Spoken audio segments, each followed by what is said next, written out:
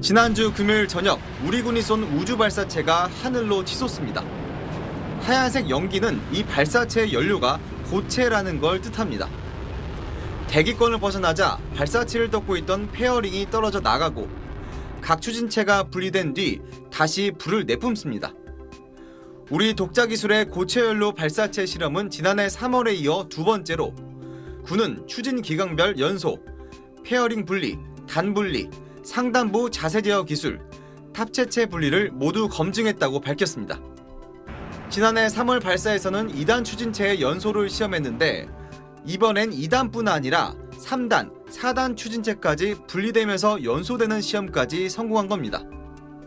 최종 목적인 모형위성의 분리도 정상적으로 진행됐습니다. 이제 가장 어려운 1단 엔진 시험만 남게 된 겁니다. 군 관계자는 이번 실험이 성공적이었다며 우리 고체 연료 발사체 기술이 완성 직전 수준까지 도달했다고 평가했습니다. 고체 연료 발사체는 액체 연료보다 싸고 신속히 발사할 수 있다는 장점이 있습니다. 군은 2025년쯤 500kg 정도의 초소형 위성을 고도 500km 지구 저궤도에 올리는 걸 목표로 삼고 있습니다. 연말 저녁 갑작스러운 실험으로 빚은 소동과 관련해선 기상과 어민들의 조업 상황 등 여러 조건을 고려할 때 최적의 발사 시점이었을 뿐 다른 의도는 없었다고 해명했습니다. 네, 홍영재 기자 나와 있습니다. 고체 연료 발사체로 위성을 올리는 게 목표라고 했는데 일각에서는 대륙간 탄도미사일로 가는 과정일 거다라는 말도 나오잖아요. 어떻습니까? 네, 우선 대륙간 탄도미사일 발사와 관련된 건 아닙니다. 일반적으로 대륙간 탄도미사일은 고체 연료보다는 힘이 더 좋은 액체 연료가 더 적합한 것으로 알려져 있는데요. 이번 발사체 시험은 액체 연료가 아닌 고체 연료로 엔진을 가동하는 신형 발사체를 확보하기 위한 과정입니다. 이번 발사의 목표는 1차적으로는 군사용 정찰 위성의 운반이고 2차적으로는 위성 대신 탄두를 올려서 새로운 탄도 미사일을 확보하는 겁니다. 고체 연료 발사체는 액체 연료에 비해 연료 주입 시간이 따로 필요 없고 보관도 편해서 언제든 발사할 수 있기 때문에 군사적으로 이점이 많습니다. 네, 발사체 수준이 완성 직전 단계라고 했는데 어떤 평가를 받을 만한 수준인 건가요?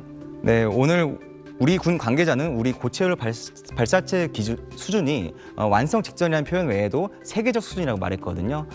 물론 다른 국가와의 직접적인 비교는 어렵겠지만 북한이 지난달 140톤의 무게를 들어 올릴 정도의 고체 연료 엔진 시험에 성공했다고 밝혔죠.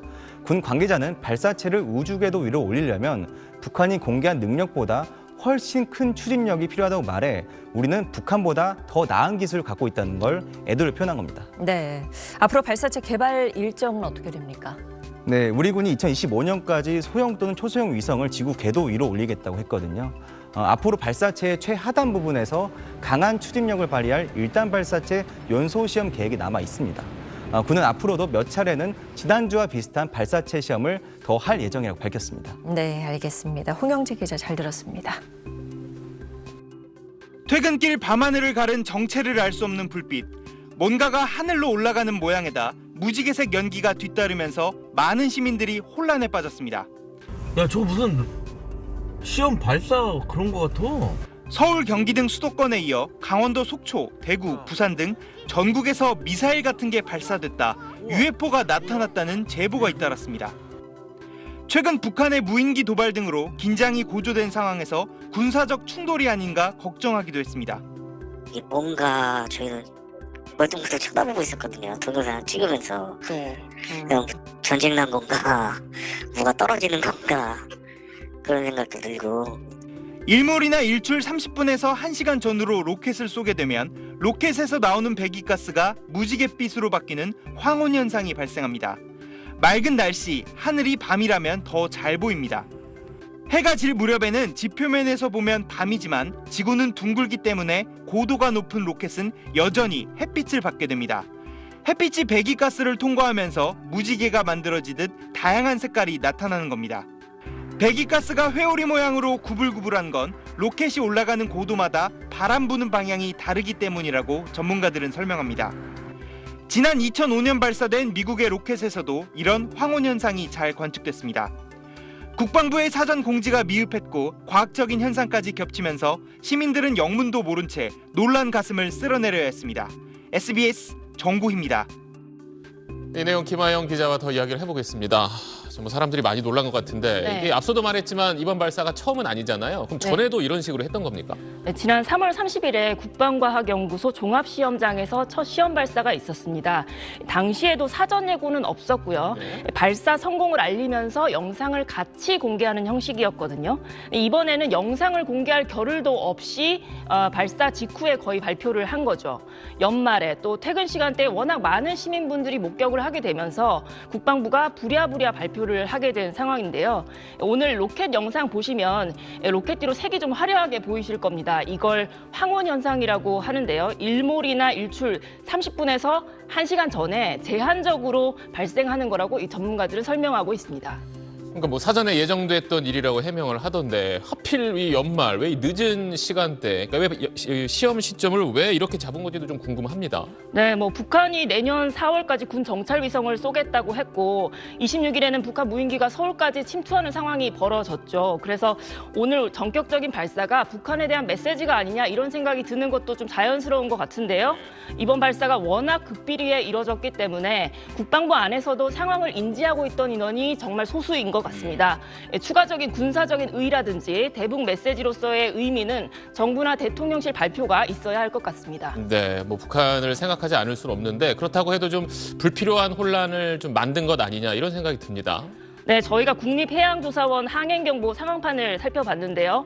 오늘 서해안에서 해상 사격훈련 일정이 갑자기 변경된 걸 확인할 수가 있었습니다. 조업을 하는 선박들은 오늘 저녁 6시부터 자정까지 주의하라는 공지가 올라왔거든요. 이번 시험을 위한 사전 조치로 보입니다.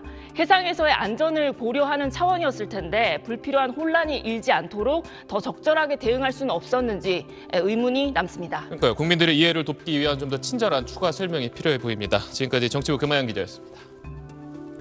자, 그런데 어제 우리 군 발사체 시험에 많은 분들이 놀랐습니다. 연말에 저녁 시간에 사전 예고도 없이 꼭 그랬어야만 했느냐 이런 원성도 있던데 취재가 된 게 좀 있습니까? 네, 이번 우주 발사체는 충남 태안의 안흥 시험장에서 남쪽을 향해서 발사됐습니다. 요즘 태안 남쪽 바다에선 홍어 어장이 크게 형성됐다고 하는데요. 발사체를 쏘려면 조업이 한창인 어선들을 대피시켜야 하는데 이게 쉽지 않았다는 게 군 관계자의 설명이었습니다. 당초 예정됐던 시험 발사 날짜는 1, 2주 전이었는데 어선들을 설득해 철수하도록 하는 절차가 늦어지면서 부득이하게 어제 저녁에서야 발사할 수 있었다는 겁니다. 네. 지난 3월 실시됐던 첫 시험 발사도 비밀리에 진행된 바 있는데요. 이번 발사도 군에서 국방장관 등 극소수만 알고 있어서 빗발치는 신고에도 군이 바로 해명을 내놓지 못했고 그래서 혼란이 더 커졌다는 겁니다. 네, 그렇군요. 잘 들었습니다.